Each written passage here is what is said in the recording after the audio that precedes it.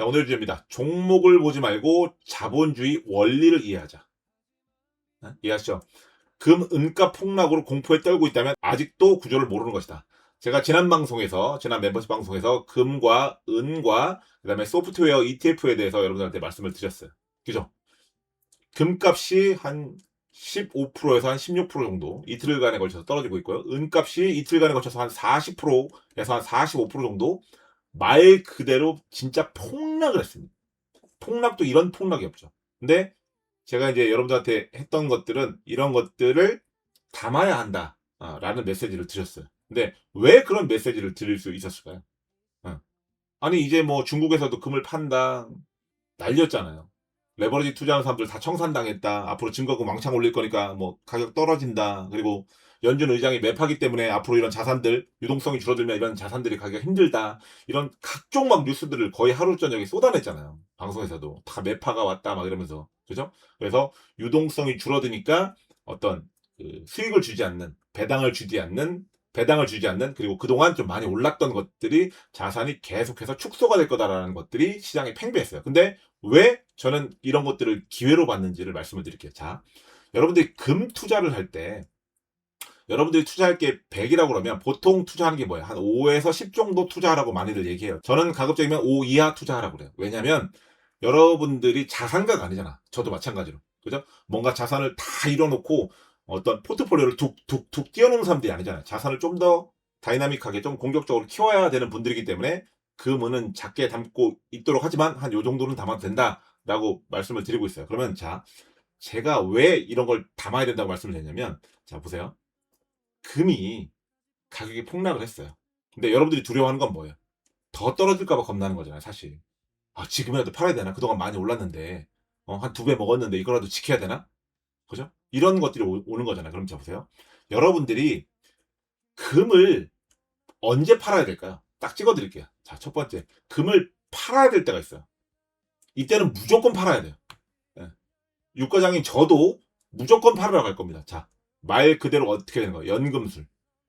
최근에 난리 난 게 있죠? 다이아몬드. 그죠? 이거 랩 다이아몬드가 나와서 가격이 지금 막 반에 반토막이 났어요. 난리가 났습니다.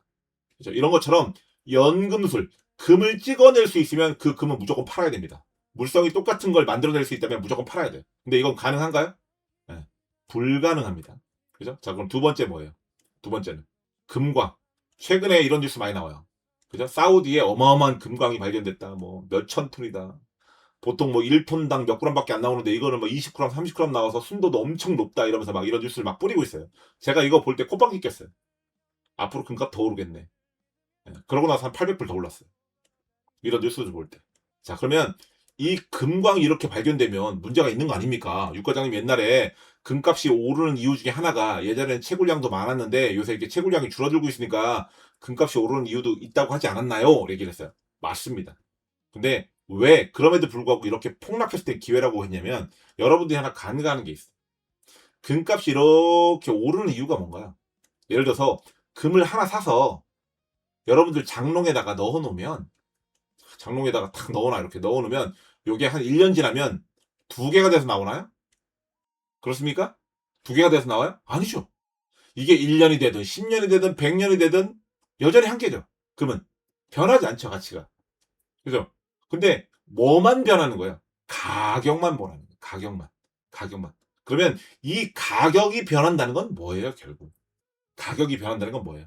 자, 금 한 개를 예전에는 1,000원으로 샀다 이거예요. 근데 10년 뒤에는 어떻게 돼요? 금 한 개는 여전히 한 개예요. 근데 뭐예요? 10년 뒤에는 금 한 개를 10,000원에 사는 거예요. 그러고 나서 또 10년이 지나니까 금 한 개를 5만 원에 사는 거예요. 뭐만 변하는 거예요? 가격만 변하는 거예요. 그럼 이 가격이 왜 변하냐고요. 그죠? 금의 개수는 금의 수량은 이렇게 늘어난다고 지금 말씀드리고 있죠. 근데 돈은 어떻게 늘어나고 있어요? 돈은 돈은 이렇게 늘어나고 있다고. 이해되세요?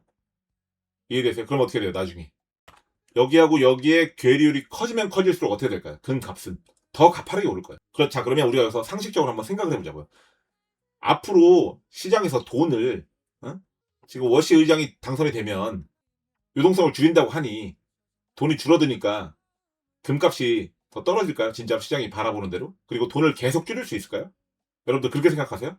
미국, 유럽, 중국, 뭐 아시아 이쪽에서 앞으로 시장에 돈이 너무 많아. 돈을 계속 줄일까요? 그러면서 이 정치인들이 그런 거죠. 여러분들 앞으로 복지도 줄여야 되고요. 인프라도 줄여야 되고 다 줄여야 돼요. 여러분들 대신에 세금은 더 많이 걷어야 돼요.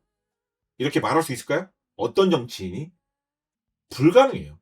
그래서 뭐냐면 이 자본주의의 원리를 이해하시면 돼요. 그러면 이렇게 많이 올라서 오버슈팅 났던 자산들이 폭락이 나왔을 때 도망가는 게 아니라 이건 기회예요. 왜?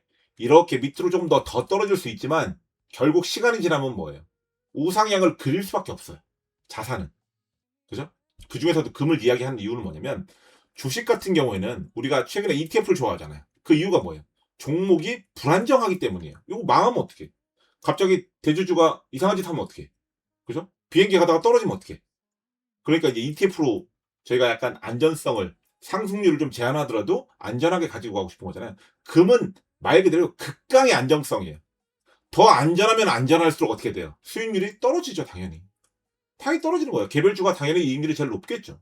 그래서 포트의 일부분을 편성하면서 반드시 가지고 가자. 그리고 이렇게 가다가 침 질질 흘리고 있을 때 이렇게 떨어져 주면 무서워서 도망가는 게 아니라 있는 분들은 그냥 버티시면 되고 없는 분들은 기회인 거예요. 그래서 제가 엊그저께 멤버십 방송할 때 기회다.